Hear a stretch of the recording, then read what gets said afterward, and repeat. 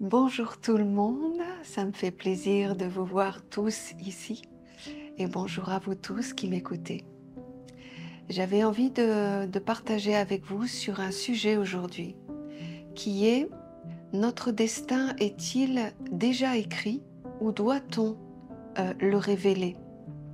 Et donc je vais parler de ça avec vous aujourd'hui parce qu'il y a beaucoup de questions, ou plutôt il y a beaucoup d'interprétations sur ce sujet où, par exemple, tout est écrit, on n'a rien à faire, c'est le destin, on ne peut pas changer le destin, si ça doit nous arriver, eh bien ça arrivera. Et vous voyez, il y a beaucoup de choses par rapport à ça. Et j'aimerais juste vous faire part en fait de ce que moi j'ai compris de ce fameux destin, ou du moins de ce qui est déjà écrit dans ta vie. Et qu'est-ce que cela te demande à toi de faire pour que ces écritures qui soient déjà là puissent devenir réalité et inspiration peut-être dans ta vie?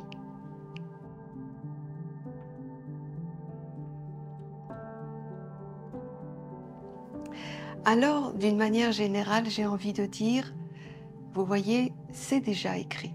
Effectivement, les grandes lignes de votre vie sont déjà écrites, c'est-à-dire les choses essentielles qui vont devoir être mises en lumière pour qu'il y ait une réponse et bien souvent une guérison ou une libération intérieure d'enchaînement qui fait que effectivement tu reviens sur la terre pour libérer les mondes et devenir de plus en plus léger. Bien sûr que cela est écrit dans les grandes lignes, mais cela ne s'imposera pas à ta vie. C'est-à-dire que les choses ne vont pas tomber tout cru, comme ça. Tu vas pas inévitablement dans ta vie rencontrer ce que tu dois rencontrer dans la vie. Alors je vais vous expliquer un petit peu comment je comprends et je vois les choses. Quand tu prends un corps, au départ, eh bien, comme je vous l'ai déjà expliqué, il y a à l'intérieur de toi ton âme qui laisse un petit message, un petit mémo, on va dire, pour expliquer finalement le pourquoi tu viens sur la terre. Ça, c'est la première chose qu'il y a en toi et que tu vas garder en toi du début jusqu'à la fin de ta vie, que tu ne perdras pas, mais qui peut-être ne se révélera pas dans ta vie. C'est une possibilité.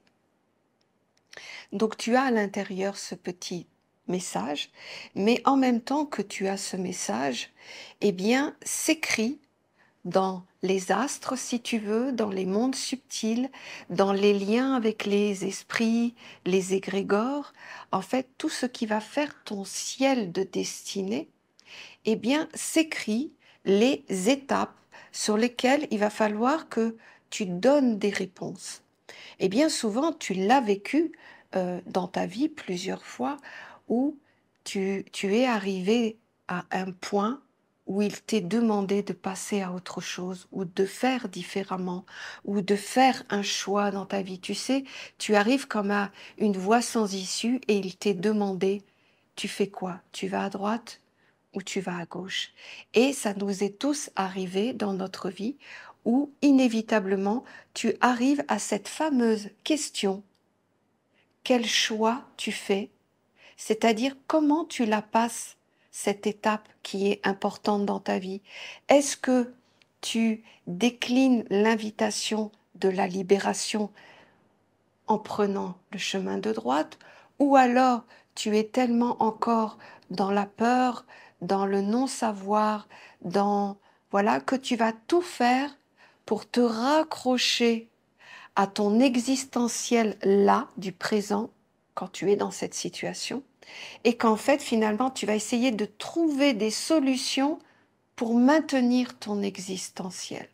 Ce qui fait que ce passage que tu devais faire de libération, eh bien, va te conduire à faire une grande boucle dans ta vie où tu vas de nouveau encore perdre énormément de temps à comprendre que ce chemin ne te conduira pas à ce que tu dois faire dans ta vie, c'est-à-dire libérer ton lien avec cette façon de fonctionner, avec les liens qui te maintiennent et l'histoire que tu es en train d'écrire qui fait que justement, tu te retrouves face à tu ne peux plus aller plus loin de cette manière-là. Et il t'est demandé de le faire. Et voilà, c'est là où, en fait, ton intervention est fondamentale, c'est-à-dire la notion du choix dans ta vie. C'est à ce moment-là, quand la question t'est posée, où tu vois que toi-même, tu es au bout de cette façon de vivre, de cette façon de respirer, de cette façon de fonctionner, où tu sens que tu ne vas plus être dans l'élan de la vie et que il faut que tu passes à autre chose. Voilà, je ne vais pas t'expliquer, tu l'as déjà vécu, nous l'avons tous vécu dans notre vie. Et c'est finalement la réponse à est-ce que c'est déjà écrit dans ta vie? Eh bien oui, tu vois que c'est écrit parce que ça te demande là, dans ta vie, qu'est-ce que tu fais, quel chemin tu prends, quel choix tu vas prendre comme décision, et c'est ce qui va définir finalement la suite de ta vie. Alors je t'explique. Quand tu arrives souvent à l'âge de 21 ans, puisqu'avant tu te construis d'une façon collective, on va dire, tu apprends à être, par imitation, tu commences à t'éduquer, tu prends des concepts, voilà. Et tout au long de ta vie, il y a des passages que j'ai déjà expliqués qui sont importants dans la création de ton être, mais à 21 ans, à peu près cet âge-là, il t'est demandé de faire le premier choix de l'orientation de ta vie. Et en fait, c'est la première réponse que tu donnes à ta destinée, aux lois universelles de la vie qui te conduisent dans un cycle de vie. À 21 ans à peu près, on te dit, voilà, toi qui es maintenant construit, tu dois par ta propre réflexion et ton propre ressenti intérieur commencer à dire dans ta vie, voilà, moi, mon orientation de vie, c'est ça. Et tu vois, je n'invente rien, puisqu'en fait, même le monde extérieur te pose la même question. Que veux-tu faire comme métier? Est-ce que c'est là que tu fais une famille? Est-ce que c'est là que tu commences à investir dans l'achat d'une maison? Tu vois, tous les projets du monde. À 21 ans, on commence à te poser la question et à te demander aussi un prévisionnel de ta vie. C'est-à-dire, quelles sont les étapes que tu vas poser dans ta vie pour réaliser finalement ce choix que tu fais déjà à 21 ans. Ce premier choix, en fait, va être finalement cette première étape de ta vie où tu vas faire que ta vie va être matière ou esprit. C'est-à-dire, que vas-tu mettre en priorité dans ta vie? Est-ce que c'est la matière, c'est-à-dire ta personnalité, ou les valeurs de l'esprit, où tu vas tout faire pour essayer d'adapter ta vie aux valeurs que tu portes? Je prends l'exemple d'un dessinateur, d'un artiste profondément en lui.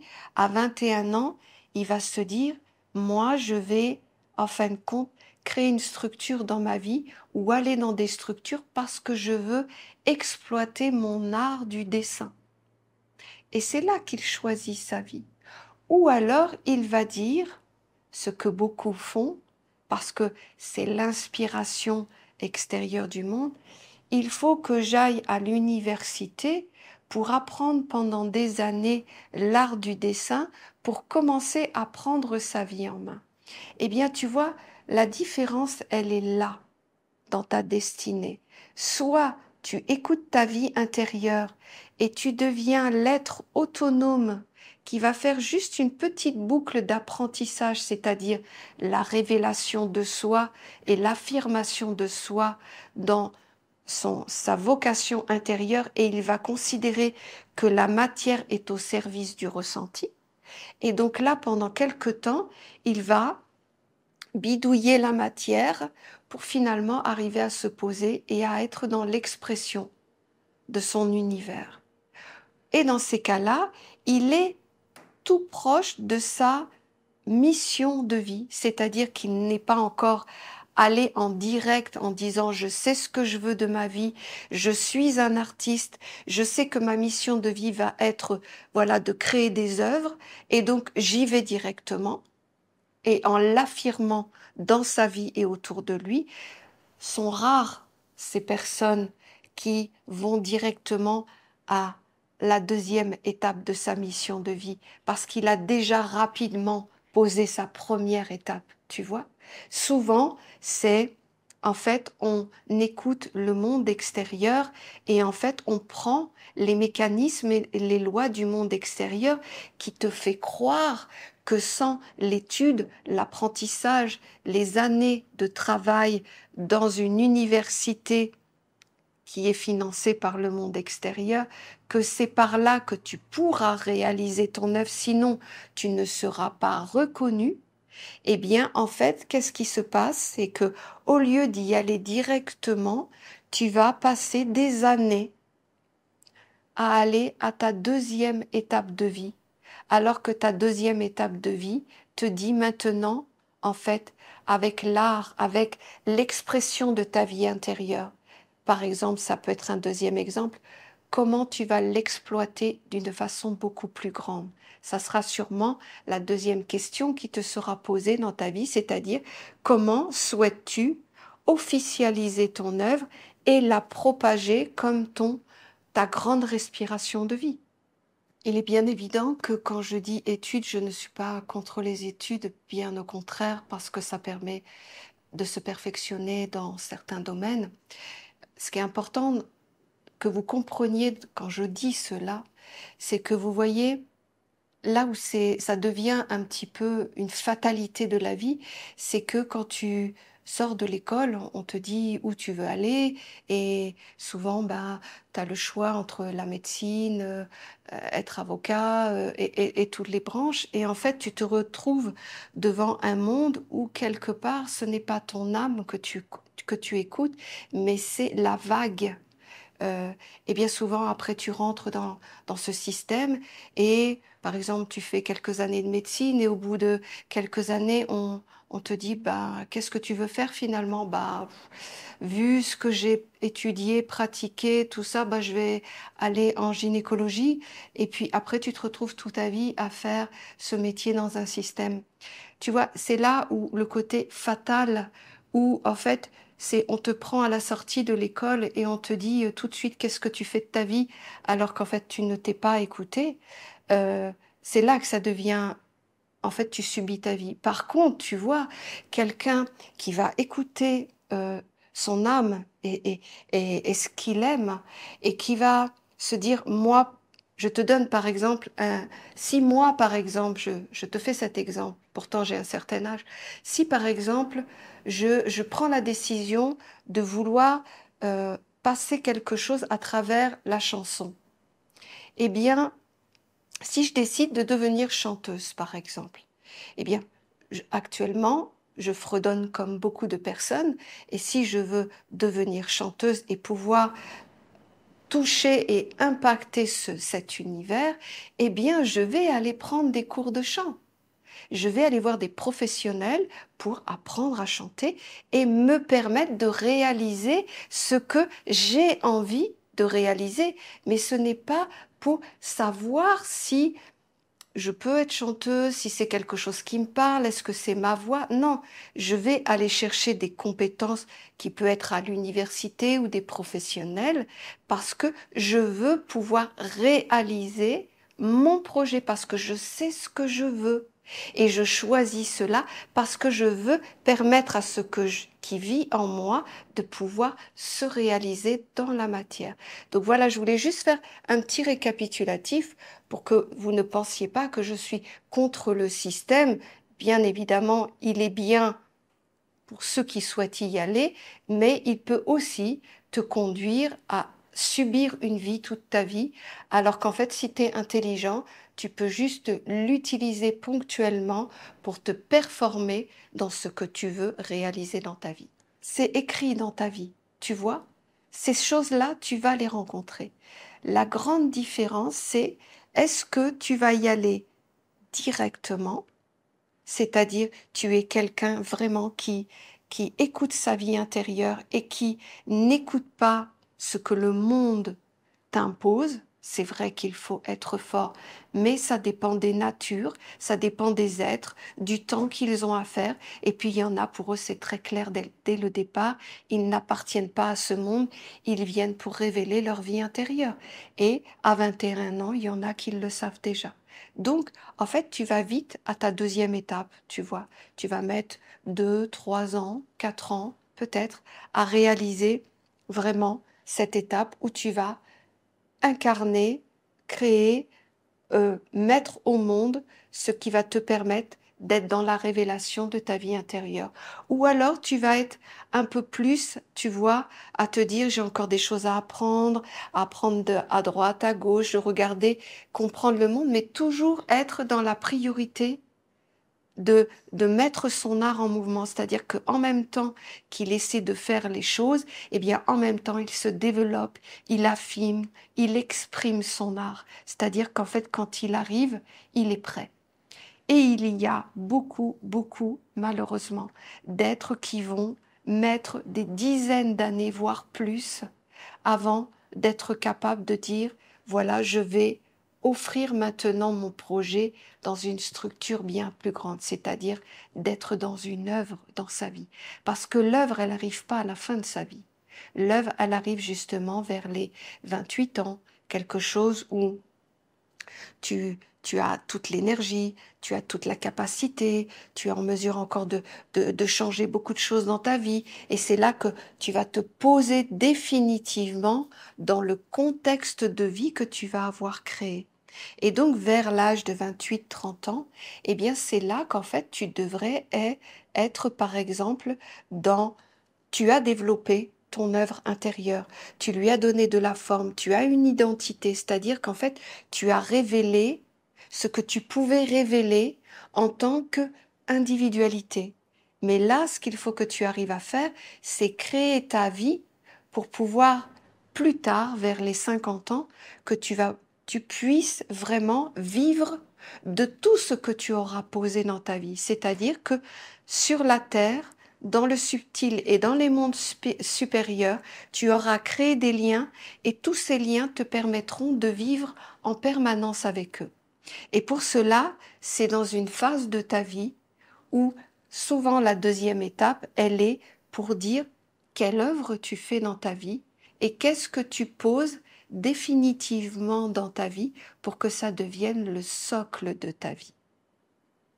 Et c'est pour cela que c'est tellement important, quand on est surtout dans ces âges-là, de se dire que avant tout, nous sommes des âmes et que nous ne sommes pas des corps sexués, hommes ou femmes, à devoir se battre pour imposer sa présence sur la terre et essayer de se faire une place pour pouvoir vivre la vie qu'on a envie de vivre. Et tu vois, c'est ce qui est fondamental à la base. Est-ce que tu crois en la réalité de cette puissance intérieure, du fait que tu es une âme et que si tu fais tout pour donner révélation à cette âme dans ta vie, eh bien c'est à ce moment-là que tu as toute la puissance, que tu as la lumière, toute l'intelligence qui va te permettre finalement de voir clair dans tout ce que tu dois poser dans ta vie.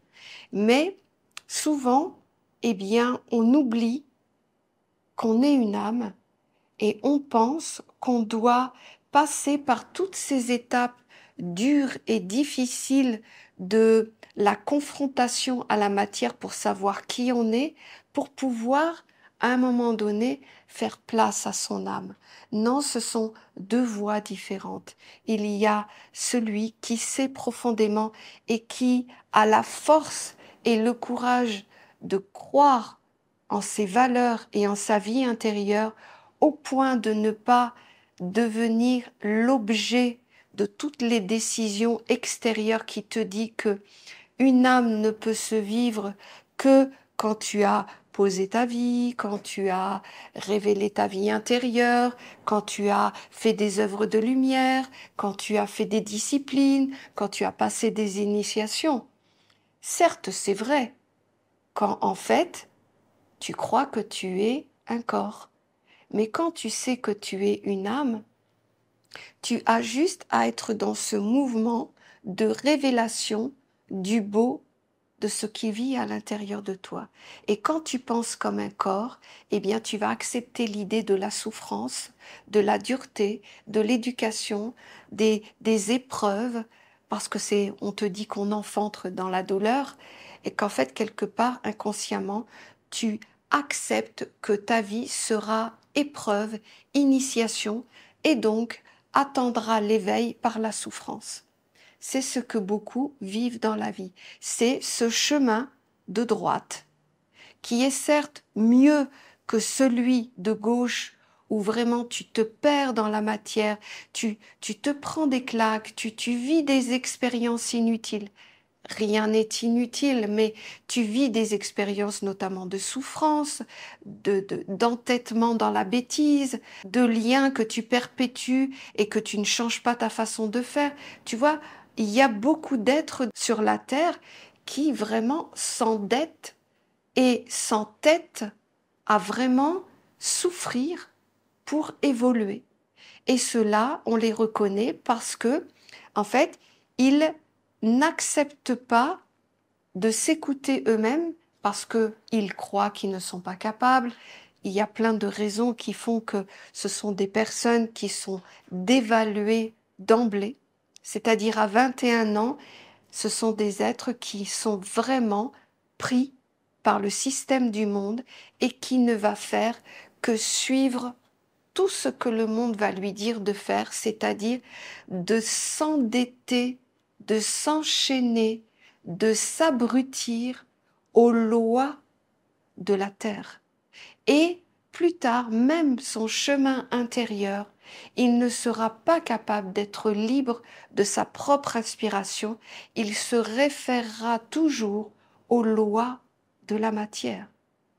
Et c'est ce que l'on rencontre chez les spiritualistes, souvent jusqu'à 40 ans, 45 ans, où les êtres, là, ça y est, sont prêts à lâcher tout ça et à dire « Non, je sais maintenant que ce monde ne me conduira pas à ce que je souhaite vivre. » Qu'est-ce que tu souhaites vivre fondamentalement?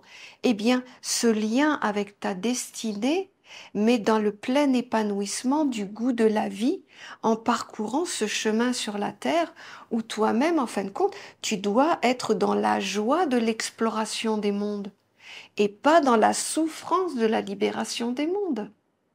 Et c'est ce qu'on nous a inculqué, c'est ce qu'on nous a forcé un peu à adopter comme philosophie de vie. Et à l'âge que j'ai aujourd'hui, avec le constat de ma vie, c'est que ça ne fonctionne pas. Ça fait que tu es un spiritualiste jusqu'au bout dans le désir de vivre quelque chose, mais tu n'es pas dans l'être qui se révèle, ou en tout cas qui accepte définitivement dans sa vie d'être une âme. Et quand tu es dans cette conscience que tu es une âme, tu t'aperçois qu'il n'y a rien qui va s'opposer à ta mission de vie, puisqu'en fait, tout est déjà écrit dans ta vie. Tu as un but à atteindre, celui de ta mission de vie, et qu'en fait, tu as juste les étapes à vivre. Mais pour cela, il faut que tu te considères comme une âme et pas comme une personnalité. Et bien souvent, ce qui pêche, entre guillemets, ou ce qui fait frein à la mission de ton âme, ce n'est pas ton inspiration, ce n'est pas tes désirs, ce n'est pas ton envie, parce qu'elle est vraiment là. C'est parce que tu ne sais pas comment écouter ce que ton âme te dit. Et comme tu ne sais pas écouter, eh bien, tu utilises tout naturellement les lois du monde extérieur. C'est-à-dire que tu vas vers la lumière en considérant la famille d'une telle manière, en considérant le couple d'une telle manière, et ainsi de suite. Et c'est ce qui fait qu'en fait, Tu es au basique de la lumière, c'est-à-dire ce qui t'est permis d'avoir pour continuer à alimenter les lois de la Terre.